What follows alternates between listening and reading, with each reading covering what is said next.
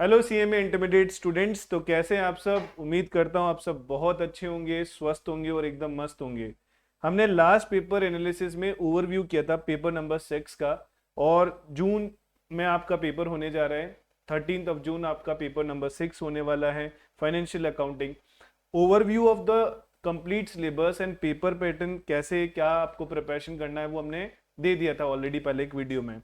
आज के इस वीडियो में हम जो बताने वाले हैं वो मॉड्यूल वाइज क्या कंटेंट आपको टच करना चाहिए, क्योंकि देखो ये टाइम हार्ड वर्क का नहीं है, ये टाइम स्मार्ट वर्क का है। आप जितना अच्छा स्मार्ट वर्क कर पाओगे, जितनी अच्छी प्रिपरेशन कर पाओगे, इंस्टीट्यूट बार बार किन टॉपिक्स को टच कर रही है उनको करोगे, तो आपको पेपर क्रैक करने में बड़ा आसानी रहेगा। Rule is very simple. जब आप जाओ एग्जाम देने, पेपर को अच्छे से रीड करो, क्वेश्चन क्या मांग रहा है उसको अच्छे से देखो, एंड देन आफ्टर अपना सॉल्यूशन शुरू करो। जो ऑब्जर्वेशन मैंने की है वो ये की है कि बच्चे पेपर्स को एक तो रीड नहीं करते ढंग से, नंबर 2 प्रॉपर वर्किंग्स नहीं होती है। Workings is very important. आप अगर एफए का पेपर लिख रहे हो, फाइनेंशियल अकाउंटिंग का पेपर लिख रहे हो, तो one of the very important thing is जो वर्किंग करने में आप टाइम पीछे स्पेंड कर रहे हो वो वर्किंग आप नीचे इमीडिएटली प्रिपेयर कीजिए, थोड़ा सा स्मार्ट वर्क लगेगा और प्रेजेंटेशन का पार्ट होगा। एंड नंबर 3, प्लीज फॉर्मेट्स और इन सब की क्लैरिटी आपकी होनी चाहिए, और तब आप जाके अपना पेपर अच्छे से क्रैक कर पाओगे। अगर हम बात करते हैं तो इसमें आपको ओवरव्यू तो हमने पहले ही दे दिया था।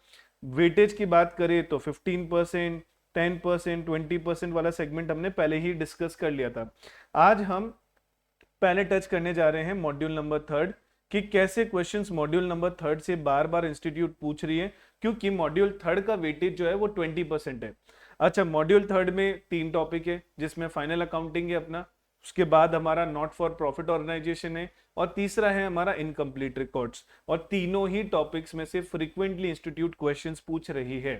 क्वेश्चन 14 मार्क्स का फिक्स है, जो आ ही रहा है, हर अटेम्प्ट में आ रहा है। अगर आप देखना चाहेंगे तो देखो, प्रीवियस ईयर्स के पेपर्स अगर हम देखें तो पेपर एनालिसिस में सबसे पहले हम पेपर देख रहे हैं जून 2024 का। अब जून 2024 के पेपर में भी अगर हम जाएंगे तो आप देखेंगे कि यहाँ पे भी सबसे पहले क्वेश्चन पूछा गया है आपका फाइनल अकाउंट से रिलेटेड, ठीक है, जिसमें इनकम्प्लीट रिकॉर्ड से रिलेटेड क्वेश्चन आ रखा है।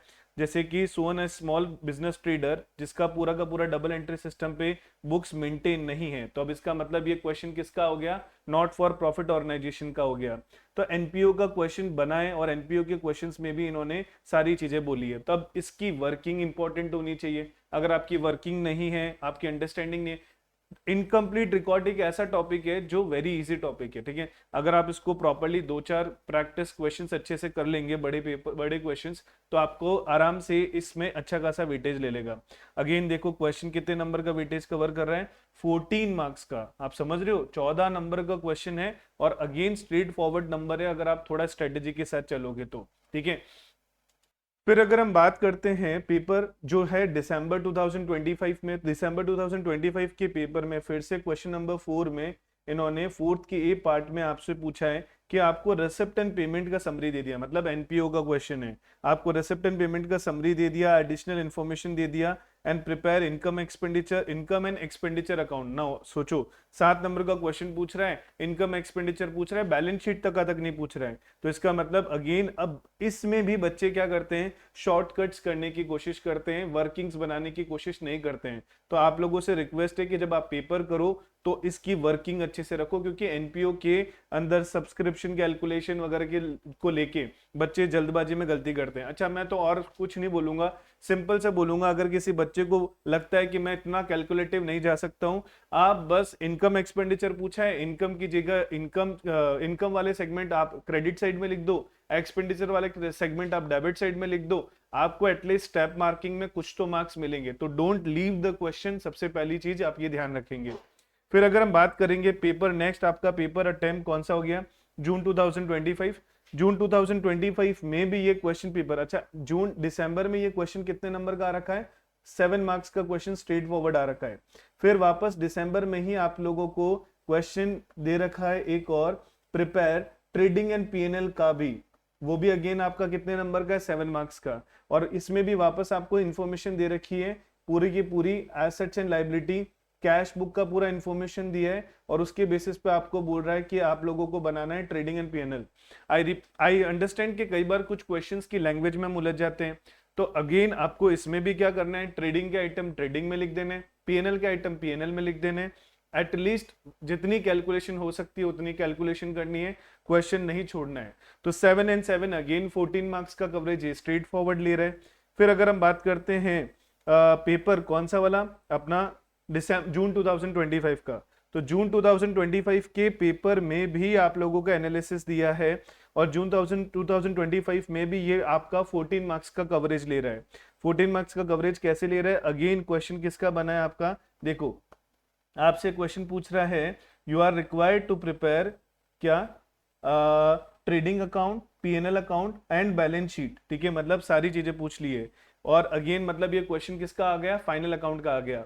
अगेन आपको इन्फॉर्मेशन दी है ओपनिंग बैलेंस शीट की, क्लोजिंग बैलेंस शीट की, और डेटर मिसिंग है, मतलब आपको डेटर अकाउंट बनाना पड़ेगा। मतलब जब भी आप वर्किंग जितनी क्लियर दोगे उतना अच्छा आपका क्वेश्चन स्मूथ चलता रहेगा। अब आपको वापस कैश ट्रांजेक्शन जो हमारे हुए हैं उसको लेके इन्फॉर्मेशन दे रहा है, इसमें से आपको क्लासिफिकेशन करना है, एसेट्स को एसेट्स में, लाइबिलिटी को लाइबिलिटी में, एक्सपेंडिचर को एक्सपेंडिचर में, इनकम को इनकम में, साइमल्टेनियसली तीनों फॉर्मेट बना दो, ट्रेडिंग भी बना दो, पीएनएल भी बना दो, बैलेंस शीट भी बना दो, और सेम वे में आप वहां पे डायरेक्टली एडजस्टमेंट करते चले जाओ ताकि टाइम मैनेजमेंट भी अच्छा होता रहे।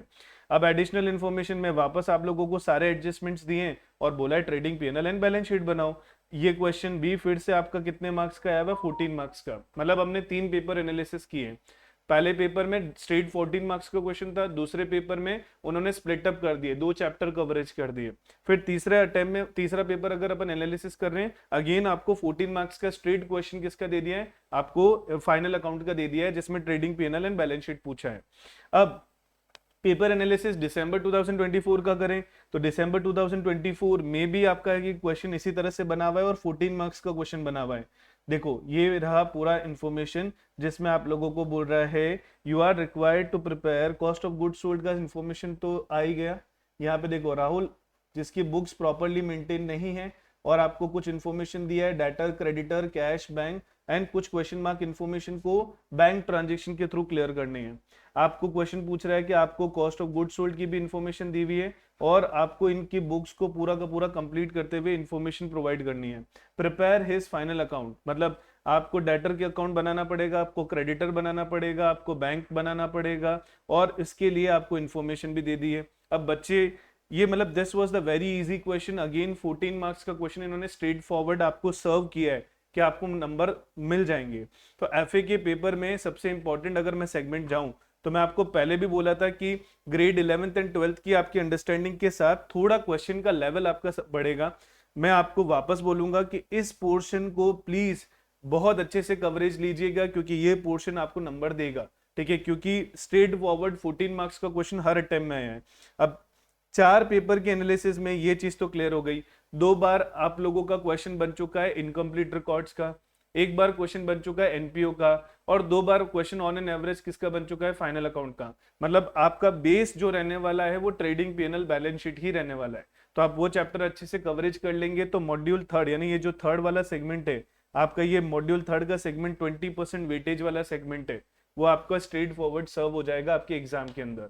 सो इसी तरह से मॉड्यूल एनालिसिस हम बाकी पार्ट का भी करेंगे ताकि आप लोग एग्जाम में अच्छे से प्रिपरेशन करके जा सकें। All the very best, give your 100% and don't hesitate, put your any queries anytime and I will always be there. Thank you and all the very best.